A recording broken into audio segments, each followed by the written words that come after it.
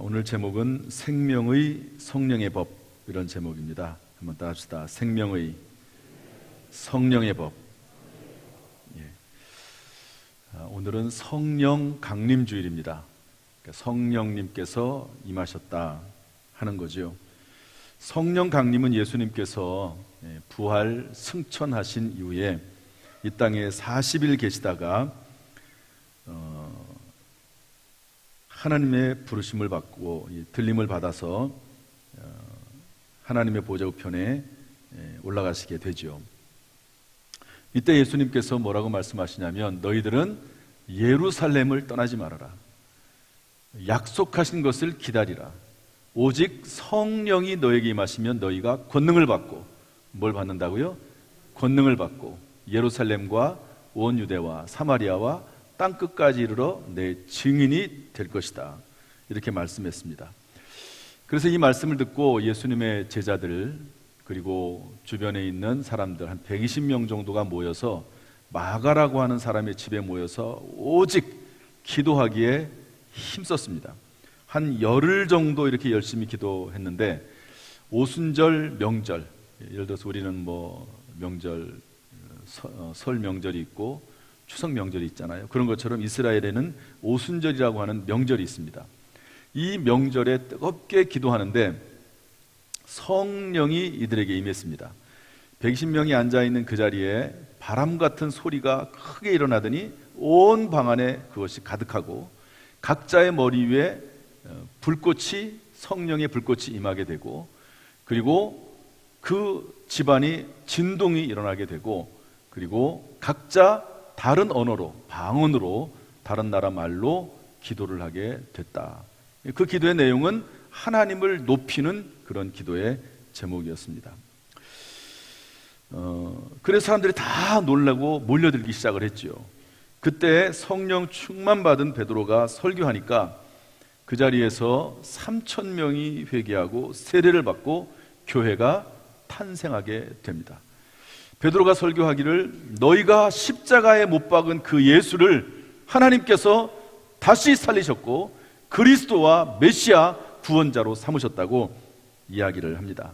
그랬더니 사람들이 전부 마음에 찔려서 우리가 어찌할꼬, 한번 따라합시다. 우리가 어찌할꼬, 우리가 어찌할꼬. 그랬더니 베드로가 말하기를, 너희가 예수를 영접을 해라. 그러면 죄사함을 받을 것이다. 세례를 받으라. 그러면 성령을 받을 것이다. 이렇게 말씀해 줍니다. 그래서 이제 회개하고 세례를 받게 되는데요, 교회가 탄생하게 되는데, 이후에 성령 충만 받은 제자들이 땅끝까지 이르러 예수님의 십자가와 부활을 증거해서 오늘날에 이르게 됐습니다. 그래서 제자들이 전도해가지고 아시아 쪽에 전도하고, 특별히 사도 바울은 유럽에 복음을 전합니다. 그래서 그 유럽에서 복음이 아주 왕성하게 일어나서 그 유럽에서 미국으로 복음을 전하게 되고, 미국에서 또 전 세계로 복음을 전하게 되는 거죠. 미국이 최강대국이 된 배경에는 이 복음 전파도 있다고 봅니다. 하나님께서 미국에 성령의 바람을 불게 하시고 복음이 확장되게 하시고, 또 그것을 전달하기 위해서 이 부강한 나라로 만드셨다고 저는 봅니다. 그래서 그 복음이 우리 대한민국에도 오게 되고, 그리고 지금 이 자리에까지 임하게 된 것이죠.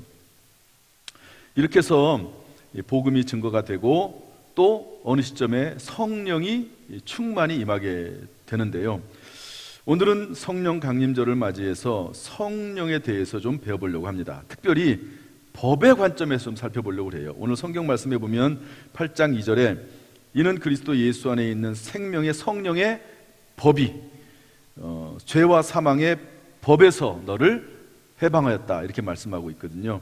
그래서 생명의 성령의 법이 무엇일까? 우리가 생명의 성령의 법을 따라 살아야 하는 이유는 무엇일까 하는 것을 좀 살펴보려고 합니다. 첫 번째로, 생명의 성령의 법은 그리스도 예수 안에 있는 법입니다. 우리 2절 말씀 다 같이 한번 다시 읽어보겠습니다. 2절 다 같이 시작. 이는 그리스도 예수 안에 있는 생명의 성령의 법이 죄와 사망의 법에서 너를 해방하였습니다. 오늘 성경 말씀 보면 그리스도 예수 안에 있는 생명의 성령의 법이라고 기록을 하고 있습니다. 하나님은 세상을 구원하시기 위해서 이 땅에 예수 그리스도를 보내셨습니다. 예수님은 이 땅에 오셔서 우리의 죄를 대신해서 십자가에서 죽으시고 3일 만에 부활하셨습니다. 그리고 승천하시면서 우리에게 보혜사 성령을 보내주셨습니다. 여러분, 우리가 잘 아는 성경 구절 요한복음 3장 16절 말씀이 있지요. 그런데 그 뒤에 곧바로 이어서 또한 중요한 말씀을 더해 주시고 계신데, 우리 먼저 요한복음 3장 16절 말씀을 한번 다 같이 읽어보겠습니다. 암송하실 분은 한번 암송을 하도록 하시죠. 요한복음 3장 16절 다 같이 시작.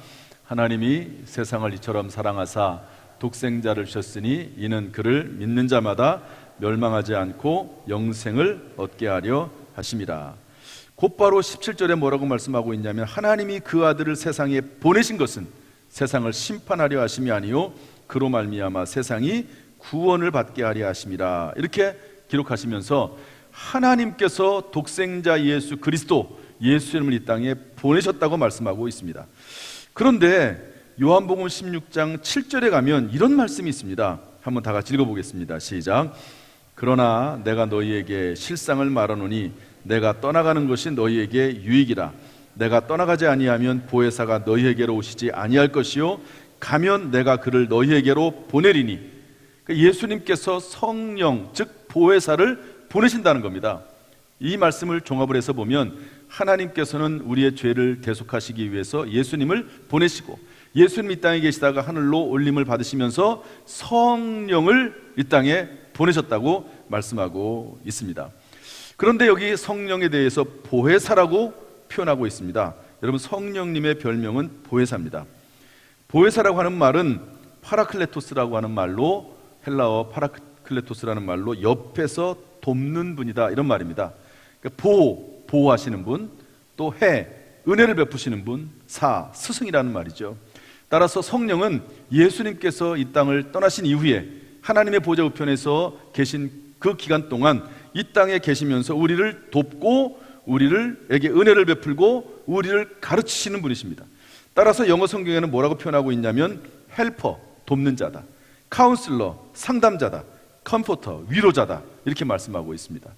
여러분, 예수 그리스도를 마음에 영접을 할 때 성령이 우리 안에 거하시는데요, 그때 그분이 우리 안에 거하시면서 우리를 위로하시고 상담도 해주시고 도와주시는 분이시다 하는 그런 의미입니다.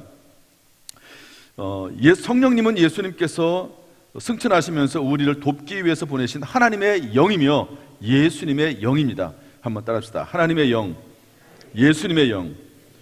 여러분, 귀신들이 있지 않습니까?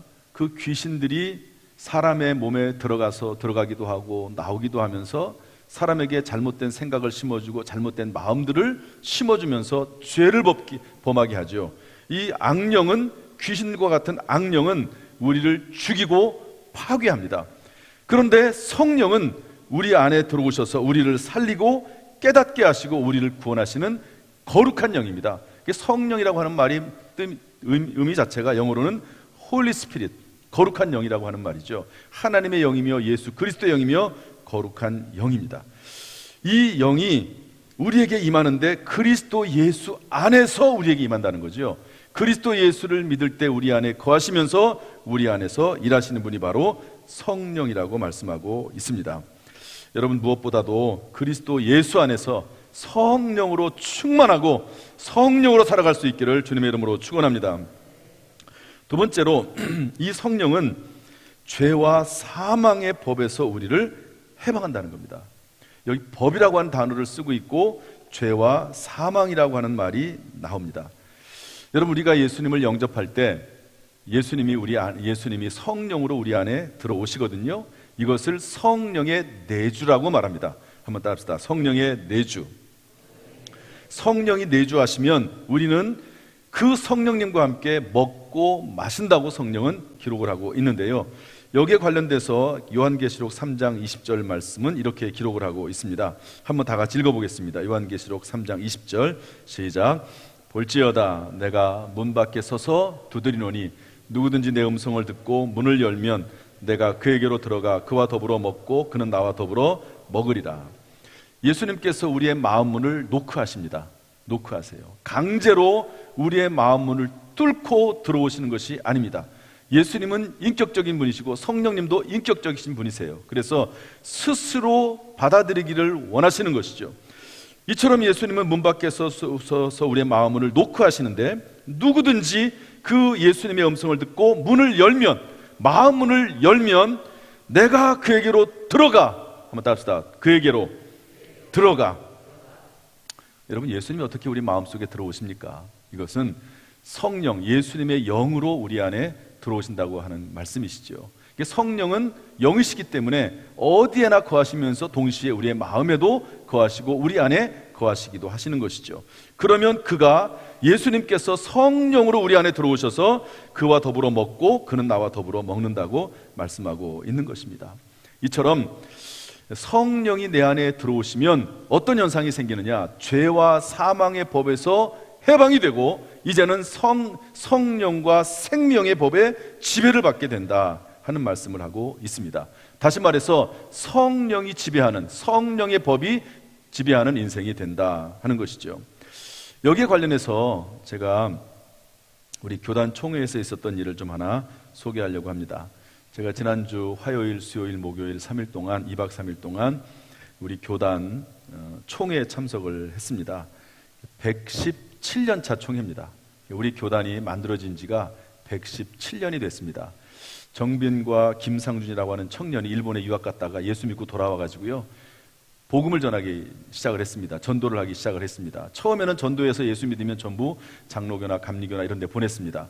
그런데 사람들이 너무 많이 모이게 되고, 그러다 보니까 교회가 형성이 되고, 교회가 만들어지다 보니까 또 이것이 전국적으로 퍼지다 보니까 교단이 만들어졌습니다. 그러다 보니까 우리 교단은요, 독특한 특징이 하나가 있습니다. 선교사에 의해서 만들어진 교단이 아니고, 우리 대한민국에 있는 거의 모든 대부분의 교단들은 선교사에 의해서 교단이 만들어지거든요. 그런데 우리 교단은, 성결교회는 그 나라 사람, 우리 한국 사람에 의해서 전도함으로 시작이 된 교단입니다. 그래서 뭐라고 표현하냐면 자생적 교단이라고 그래요. 한번 따라합시다. 자생적 교단. 그래서 좀 독특하죠. 여기에 대한 자부심도 우리에게 있습니다. 그런데 이렇게 해서 교회와 교단이 만들어지고 나서 어느덧 117년이 지났습니다. 교회가 3,000개가 됐습니다. 매년 5월 중순이 되면 목사님들과 장로님들로 구성된 약 700여 명의 대의원들이 모여서 전국에서 모여와서 1년 동안의 교단의 활동을 보고하고 다음 해의 계획을 세우고 일꾼을 선출합니다. 그리고 헌법과 시행세칙을 개정하는 시간도 있습니다. 그런데 올해는요, 이런 법이 하나 개정안이 올라왔습니다. 어떤 법이냐면 부목사도 담임목사가 될 수 있는 개정안이 올라왔습니다. 현재의 헌법에는 부목사는 타교회에서 목회한 지 2년이 지나야 담임목사가 될 수 있습니다. 다시 말해서 우리 교회는 이제 내년에 이제 부목사님이 이제 안수를 받으면 세워지게 되겠지만, 부목사를 하다가 담임목사가 그 교회에서 곧바로 못 되는 거예요. 다른 교회에 가서 적어도 2년 정도는 지나고 나야지만이 그 교회의 담임목사가 될 수 있습니다. 또한 담임목사가 사임할 경우에는 부목사는 자동 사임하게 되어 있습니다. 여러분, 그래서 담임목사가 새로 부임하면, 저도 이제 우리 교회 13년 전에 부임할 때 부목사님들이 한 분 한 분 이제 다른 교회로 가셨거든요. 그 이유가 뭐냐면 담임목사가 새로 부임하면 부목사는 사임하게 되어 있습니다. 왜냐하면 새로 담임목사가 와서 본인의 맞는 목회 철학에 맞는 부교육자를 모셔와서 함께 일하도록 하라고 하는 그런 교단의 배려입니다. 또한 이런 법이 만들어진 이유는 부목사는 원래 담임목사를 돕는 것이 사명입니다. 그래서 여러분, 영어로 담임목사는 시니어 패스터라고 하고 부목사는 어시스턴트 패스터라고 합니다. 담임목사를 돕는 역할을 하는 거죠. 다 마찬가지입니다. 장로님들이나 권사님들, 안수집사님들 전부 임직을 받을 때 담임목사를 도와 이렇게 되어 있거든요. 그런데 부목사는 특별히 더 그런다고도 볼 수가 있습니다. 매일매일 그런 역할을 감당하는 거죠. 그런데 오히려 그런 부목사가 원래 역할을 감당하지 않고 담임목사를 내보내고 교회에 분란을 일으키고 하는 경우가 종종 있었습니다. 그래서 담임목사를 내보내고 자기가 그 교회의 담임목사가 되는 경우가 종종 발생을 했습니다. 그래서 이런 법이 만들어지게 된 것이죠. 그런데 이 개정안에는 어떤 내용이 담겨 있냐면, 그 취지나 그 내용은 옳기 때문에 그대로 두지만 단 담임 목사가 정년이 되어서 은퇴할 경우에는 그 교회의 부목사도 담임 목사가 될 수 있도록 허용을 해달라라고 하는 법이 올라오게 됐습니다. 그대로 된다는 게 아니고 그럴 기회를 준다는 거죠. 왜냐하면 담임 목사가 은퇴할 때가 되면 부목사들이 사임을 해요. 왜냐하면 담임 목사님이 이제 은퇴하면 자기도 떠나야 되거든요. 그러니까 미리 떠나는 겁니다. 그리고 새로운 부목사를 그때 모시려고 해도 오지를 않아요. 왜냐하면 담임 목사가 은퇴하면 자기도 또 떠나야 되니까 오질 않습니다. 그러다 보니까 목회적 공백이 생기게 되는 거죠. 담임 목사가 다 할 수는 없잖아요. 부교육자가 필요한데 부교육자가 오지 못하게 되는 겁니다. 그래서 이런 안이 올라와서 700여 명이 되는 대의원들이 서로 토의를 했습니다. 그리고 표결을 했어요. 그랬더니 3분의 2의 찬성이 나오지 않아서 부결이 됐습니다. 부결. 안 된다는 거죠. 그래서 의장이 부결을 선언했습니다. 땅땅땅 치면서 부결됐습니다. 그리고 나서 다음 안건을 다룬 다음에 잠시 정회했습니다. 정회한 다음에 다시 모여서 회의를 시작하는데 한 분이 나왔어요. 손을 들고 의장하고 나와서 이야기를 합니다. 아까 부결되었던 부목사의 담임 목사 청빙에 관한 건을 다시 꺼내면서 말하기를, 그 개정안은 헌법 사항이 아니고 시행세칙 사항이기 때문에 통과되었다고 말해야 된다는 거죠. 여러분, 헌법 개정은 3분의 2가 돼야 됩니다. 우리 대한민국 헌법도 개정하려면 어렵잖아요. 전체 이제 대한민국 사람이 다 투표를 해야 됩니다. 그러나 이제 일반 법률은 그냥 국회에서 개정이 되지 않습니까? 그런 것처럼 이것은 헌법 사항이 아니기 때문에, 시행세칙 아니기 때문에 2분의 1만, 과반수만 넘으면 통과가 되는데 이 법이 과반수를 넘었거든요. 그래서 의장은 통과시켜달라고 그렇게 이야기를 했습니다. 그러면서 뭐라고 말하냐면, 헌법책을 손에 들면서 이것은 법입니다. 이렇게 얘기하는 거예요. 법이다. 그러니까 거기 앉아있는 700명의 모든 대의원들이 한마디도 하지 못하고, 그리고 의장도 본인이 알지 못해서 그렇게 했다고 이야기하면서 그 자리에서 양해를 구하고, 이 법은 부결된 것이 아니라 통과되었습니다라고 그 자리에서 선언을 했습니다. 여러분, 이처럼 이 법이라고 하는 것이 상당히 무섭습니다. 법이 성문화돼 가지고 문자로 돼 있어 가지고 딱 기록이 되면 그 법에 의해서 아무리 700명이 모인 자리에서 부결이라고 의장이 선포했어도 그 법에 의해서 이것은 통과됐다고 말할 수밖에 없는 것이죠. 오늘 성경에 뭐라고 말씀하고 있습니까? 그리스도 예수 안에 있는 생명의 성령의 법이 죄와 사망의 법에서 너를 해방하였습니다. 지금까지는 모세 율법에 근거해서 죄가 있다고 우리가 인정받게 되고, 죄와 사망의 법이 우리를 지배하게 됐는데, 이제는 예수 안에 있는 생명의 성령의 법에 지배를 받게 됐다 하는 것을 성경이 알려주고 있는 것이죠. 여러분, 저와 여러분은 이제는 모세 율법을 지켜서 구원을 받는 것이 아니라 예수 그리스도 안에 있는 생명의 법, 성령의 법, 예수 그리스도를 믿음으로 말미암아 구원을 받는 그 법에 적용된다는 사실을 여러분 깊이 이 말씀을 통해서 깨달을 수 있기를 주님의 이름으로 축복합니다. 여러분, 간통죄가 있습니다. 간통죄. 옛날에는 간통죄는 형사처벌을 받게 되어 있습니다. 지금은 간통죄가 형사처벌의 대상이 되지 않습니다. 이게 이상하죠. 이게 도저히 우리의 양심으로 받아들일 수 없습니다. 어떻게 결혼을 했는데 다른 여자, 다른 남자와 만나서 간통을 하는데 그 죄가 안 됩니까? 그런데 인권이라고 하는 이유로 이것을 국회에서 통과를 시켜놔버리고 말았어요. 그러다 보니까 간통죄는 형사처벌을 받지 않습니다. 물론 손해배상을 청구할 수는 있죠. 이혼의 대상이 되기도 합니다. 그러나 신뢰는 깨지고 가정은 이미 파탄되고 무너졌는데 손해배상 받는 것이 얼마나 어떤 의미가 있겠습니까? 그렇지만 법으로 한번 딱 개정을 해놓으면 그 다음에는 어쩔 수가 없는 거예요. 그러지 않습니까? 그러나 우리는 세상의 법은 설사 이렇게 나간다 할지라도 하나님의 법, 성경의 법은 그게 아니죠. 성경에는 뭐라고 되어 있습니까? 살인하지 말라. 십계명에 보면 살인하지 말라, 간음하지 말라, 도둑질하지 말라 되어 있습니다. 그러므로 간음하는 것은 이것은 죄거든요. 그 누가 어떤 법이 뭐라고 말한다 할지라도 그것은 하나님께서 볼 때는 죄입니다. 세상적으로는 처벌하지 못하지만 그런 법이 있게 되는 거예요. 이처럼 법은 개정이 되면 법이 한번 선포가 되면 무서운 것입니다. 이번에 총회를 하는데 미주에서 대의원들이 왔습니다. 우리 성결교단은 우리 여기만 있는 것이 아니라 전 세계 다 성결교회들이 있거든요. 미국에도 성결교회 교인들이 있어서 거기에서 20명 정도, 한 25명 정도 되는 분이 대의원으로 파송이 돼서 왔습니다. 그런데 이분들이 나와서 이런 얘기를 하더라고요. 여러분, 동성애 법이 미국에는 통과가 됐습니다. 전체는 아니지만 통과된 법들이 있어요. 동성애 법이 통과가 되다 보니까 여러분, 남자와 남자가 결혼을 하고 여자와 여자가 결혼할 수 있는 법이 합법화된 거예요. 교회에 와서도 우리가 결혼을 하려고 그러는데 남자끼리 와가지고 여자끼리 와가지고 결혼 예식을 해달라는 거예요. 그러면 교회에서 그것을 해줘야 됩니다. 안 해주면 어떻게 되느냐? 엄청난 벌금을 내게 되어 있습니다. 그리고 목회자가 잘못하면 구속이 되기도 합니다. 이게 동성애 법입니다. 통과가 되면 한번 법으로 명문화 시켜버리면 거기에 대한 마땅한 또 처벌이 따르게 되는 것이죠. 그런데 이분들이 뭐라고 얘기하냐면, 우리가 비록 미국에서 교회가 있지만 한국의 전체 세계적인 성결교회에 속해 있기 때문에 우리가 앞으로 이렇게 말할 것이다. 어떤 사람이 동성애자가 와가지고 결혼식을 해달라고 하면, 교회에서 결혼식을 하겠다고 하면 우리는 이렇게 말할 것이다.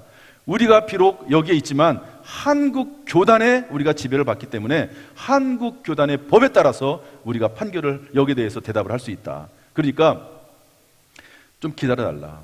한국에 물어보겠다. 이렇게 하겠다는 거예요. 그럼 여러분 어떻게 됩니까? 한국에서 그 대답을 빨리 해줄까요? 늦게 해줄까요? 늦게 해주겠죠. 아마 안 해줄지도 모릅니다. 그러면 어떻게 되죠? 그러면 이제 기다리는 거예요. 결혼식을 하겠다고 마냥 기다릴 수는 없잖아요. 자기들은 그렇게 이 동성애 문제를 풀어가려고 한다라고 얘기하는 것을 들었습니다. 제가 볼 때는 상당히 지혜로운 방법이죠. 여러분, 그만큼 중요해요. 이 법이라고 하는 게 중요합니다.